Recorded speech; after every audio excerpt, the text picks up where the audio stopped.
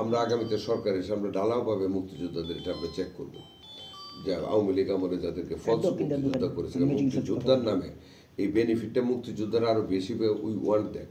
But আমাদের নামে কেউ নাম রেজিস্ট্রি করে অনেকটা 7 বছর ছিল এদেরকে মুক্তিযোদ্ধা বানাবে, এগুলি আমরা উইল ফাইন্ড আউট করে ওগুলিকে ড্রপ করে যারা রিয়েল মুক্তিযোদ্ধা তারা আরও বেশি পাক, যারা রিয়েল আহত মুক্তিযোদ্ধা আরও বেশি পাক করবো। কিন্তু এই সাংবাদিকদেরকে এই দায়িত্ব দিচ্ছে যে মুক্তিযোদ্ধাদের অপদস্থ করার জন্য।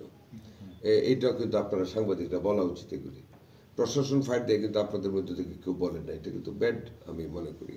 আপনাদের খুব শ্রদ্ধার সাথে বলি, সাংবাদিকতা মানে আপনারা নিজেদের থেকে বোঝা উচিত সাংবাদিকদের কিন্তু মানুষ ইজ্জত করতে চায় এবং করে। তার রিজন হইলে আপনারা বিভিন্ন সংবাদ মানে আউট করেন। সাংবাদিকতার মেইন জিনিস হলো দেশের পলিসি মেকিংয়ে পার্টিসিপেট করা, অংশীদারিত্ব করা। আমার কি করা উচিত আমার এলাকায় আমি এমপি হলে, আপনারা ফাইন্ড আউট করে যদি আমার দৃষ্টি এড়ায় সামথিং মে মানে remain outside of my mind, হ্যাঁ, আউট অফ সাইট থাকতে পারে। এগুলি তো আপনারা সাংবাদিকদের দায়িত্ব হলো সমাজের এই জিনিসগুলি তুলে ধরা যাতে সমাজের উন্নতি হয়।